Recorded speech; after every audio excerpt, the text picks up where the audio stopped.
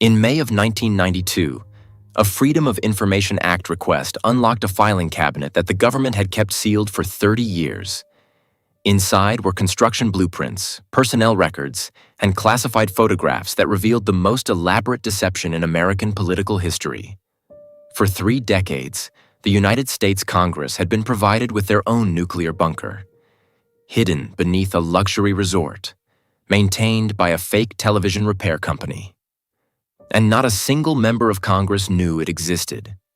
The documents detail blast doors weighing 25 tons, television studios with seasonal backdrops of Washington, dormitories for all 535 members of Congress, and a cover story so elaborate that the fake repair company actually fixed televisions to maintain their disguise. And this is not speculation. This is what the declassified documents say. To understand why the American government built secret bunkers for Congress, you have to understand what the world looked like in 1949. Harry Truman was president. America had just won the Second World War with atomic weapons that we alone possessed. The future looked bright.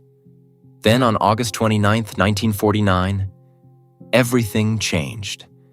The Soviet Union detonated their first atomic bomb in the desert of Kazakhstan. American intelligence had predicted this moment would not come until 1953 at the earliest. They were wrong by 4 years. Suddenly, the unthinkable became possible. Washington could be vaporized in 30 minutes. The White House, the Capitol building, and the Pentagon all sat within a 5-mile radius of downtown Washington. One well-placed Soviet bomb could decapitate the entire American government. By June of 1950, when North Korea invaded South Korea, American leaders faced an unprecedented crisis.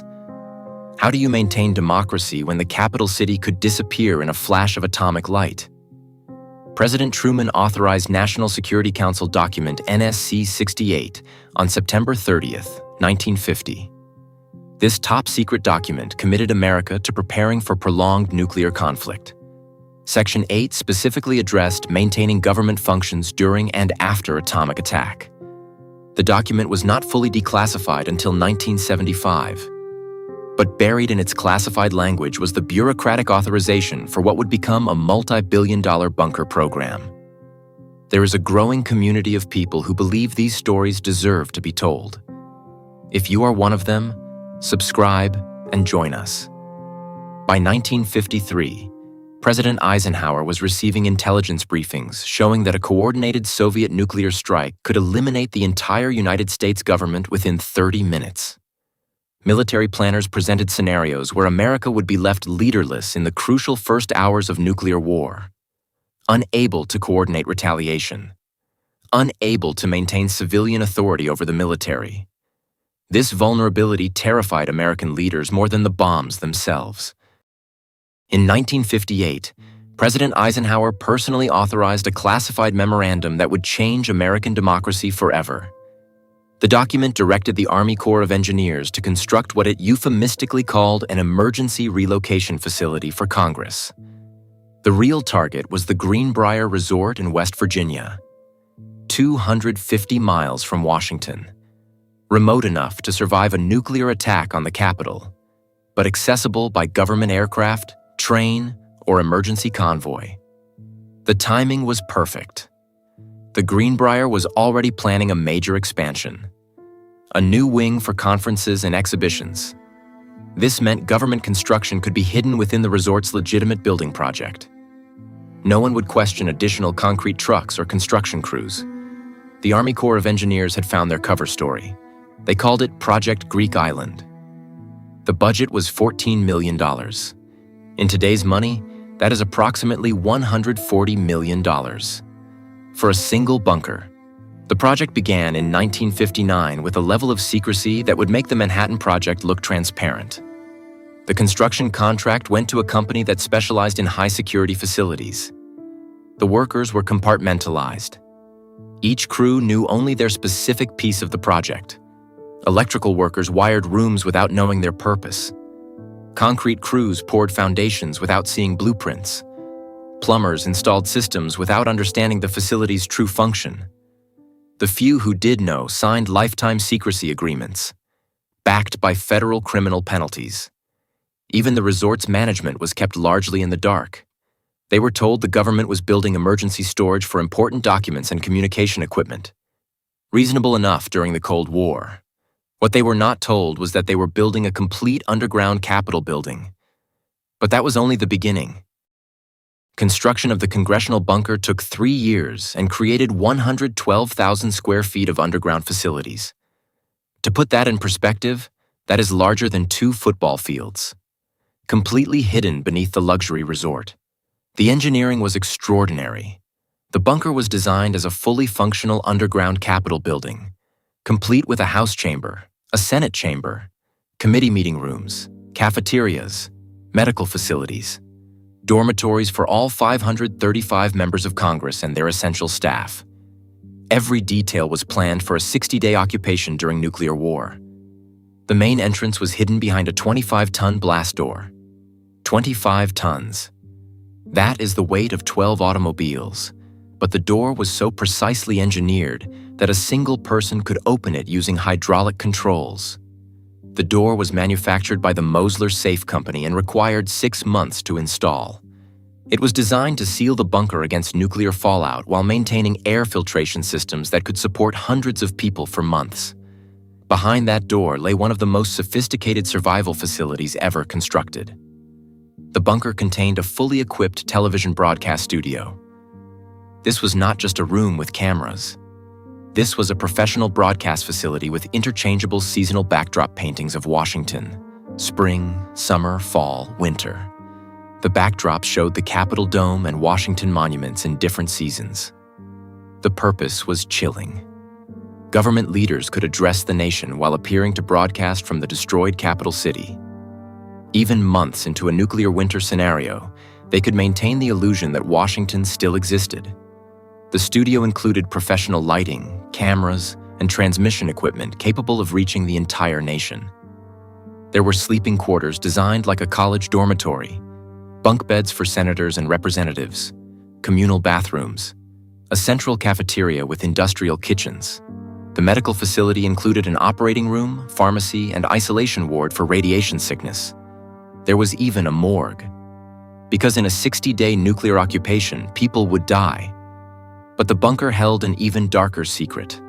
The evacuation plans made no provisions for the families of government officials. Classified protocols specified that only the office holder would be evacuated.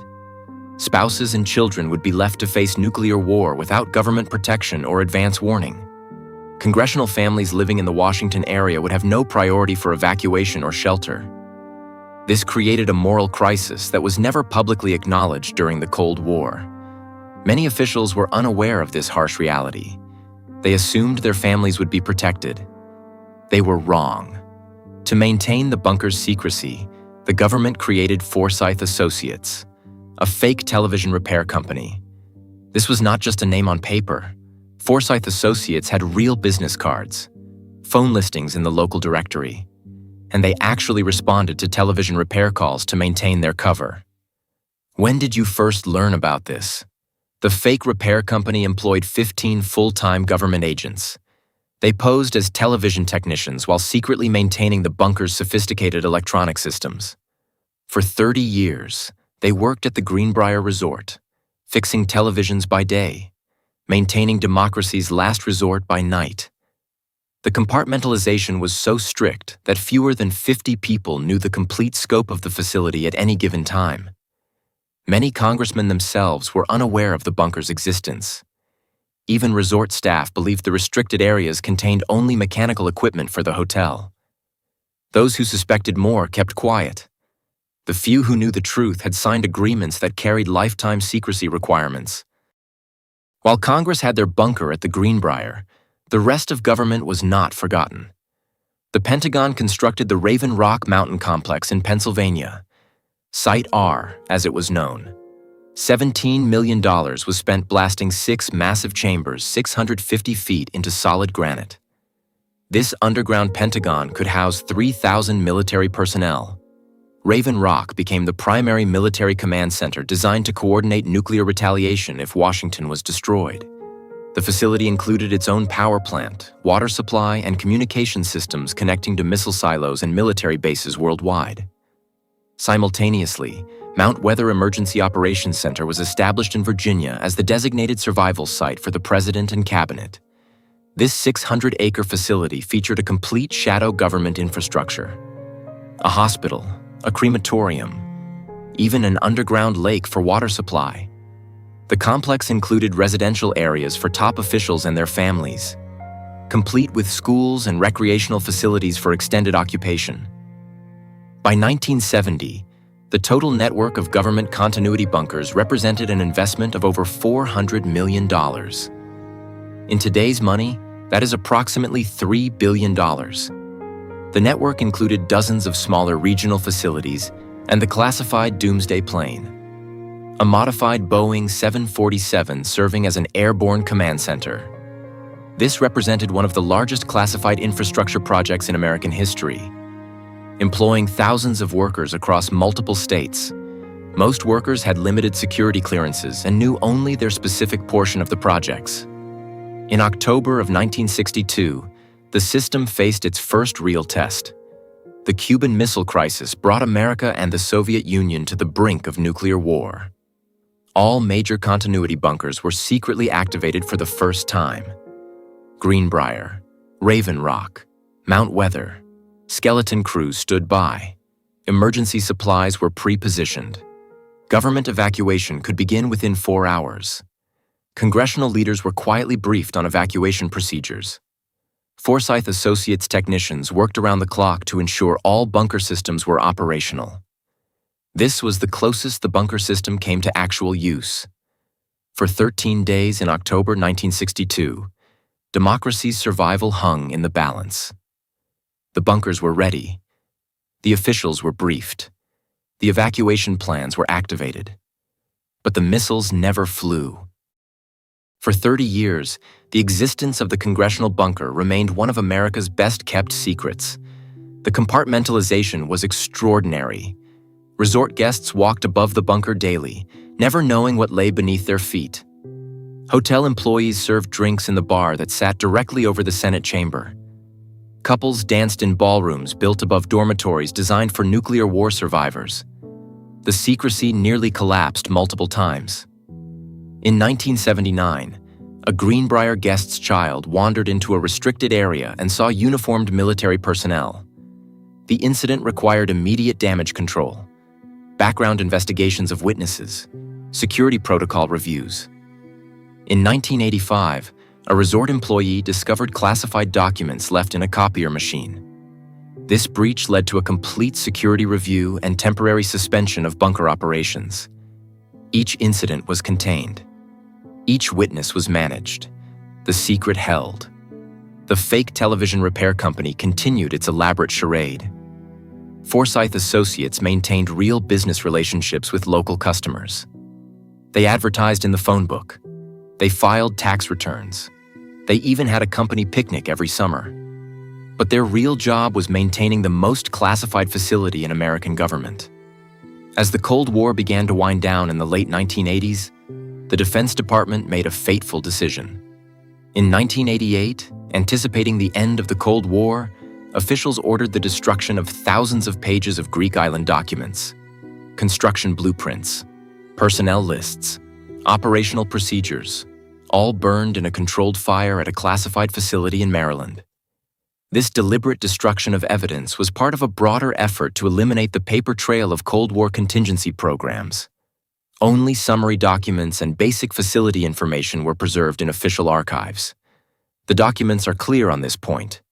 The government was systematically destroying evidence of the bunker program before the public could learn of its existence. But they had not counted on investigative journalism.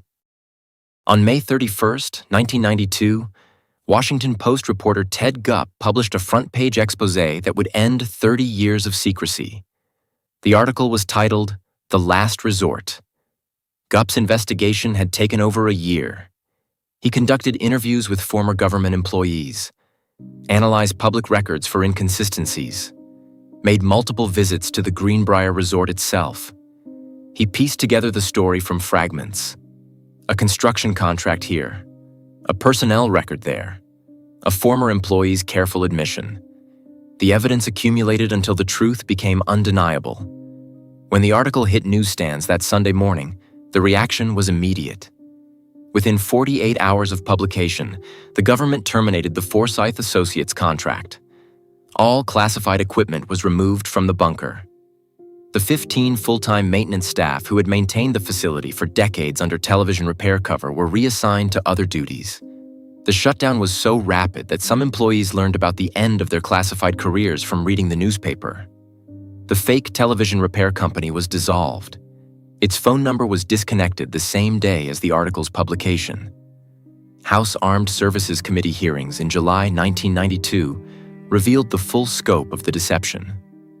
Most members of Congress had never been informed about their designated bunker. Many expressed outrage that such facilities existed without their knowledge or oversight of the $14 million expenditure. The hearings exposed a fundamental contradiction in American democracy. The legislative branch had been kept ignorant of facilities built for their own survival. Several congressmen demanded investigations into other potential classified programs they knew nothing about. And that is not speculation. That is on the record. But despite the revelation of the 30-year secret program, no government officials faced disciplinary action for keeping Congress uninformed about their own bunker. No systematic review was conducted to identify other classified continuity programs hidden from legislative oversight. The lack of accountability reflected the complexities of Cold War secrecy. Officials could argue they were following proper classification procedures, even when those procedures kept the intended beneficiaries in the dark about their own survival plans. Ted Gupp's article won the 1992 Polk Award for National Reporting. It stands as one of the most significant examples of investigative journalism exposing government secrecy during the Cold War era. Following the September 11, 2001 attacks, the government quietly reactivated many Cold War bunker facilities. New underground command centers were constructed. Vice President Cheney spent months at the Mount Weather facility in 2001 and 2002. The 9/11 attacks proved that the bunker concept remained relevant in the 21st century. While the specific threat had changed from nuclear war to terrorism, the need for continuity of government facilities was dramatically reaffirmed. In 1995, the Greenbrier Resort made a remarkable decision. They opened the decommissioned bunker as a public museum tour. Visitors could see the blast doors, dormitories, and broadcast studio that had been hidden for 3 decades.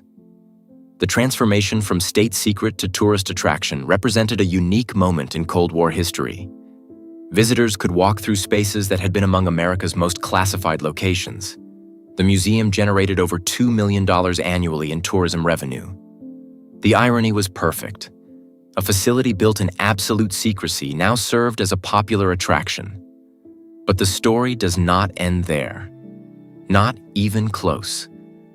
As of 2024, thousands of documents related to the bunker program remain classified. Complete architectural plans for facilities still in operation are restricted. Personnel records of those who maintained the secrets remain sealed. Details of post-9/11 bunker reactivations are denied under Freedom of Information Act requests. Follow the evidence. Not the narrative. The evidence. And here is what the evidence tells us. The Greenbrier bunker was not an anomaly. It was part of a vast network of continuity facilities that most Americans never knew existed. Some of those facilities remain operational today. The Cold War ended, but the infrastructure of government survival did not. There is a pattern I keep seeing in these declassified programs. The same impulse that drives leaders to protect democracy in crisis also drives them to operate in secrecy during peace. The line between necessary security and democratic accountability remains as blurred today as it was during the height of the Cold War. History has a way of surfacing the truth. It just takes time. The Greenbrier bunker spent 30 years hidden beneath a luxury resort. Today, you can tour it for $25. What other secrets are waiting for their own Ted Gupp to uncover them? This video presents information from publicly available documents and reports. Some details remain contested or unconfirmed. If you found this investigation valuable, subscribe to join our community. And let me know in the comments. When did you first learn about America's secret bunker network? There are more stories waiting in those classified filing cabinets. Stories that deserve to be told.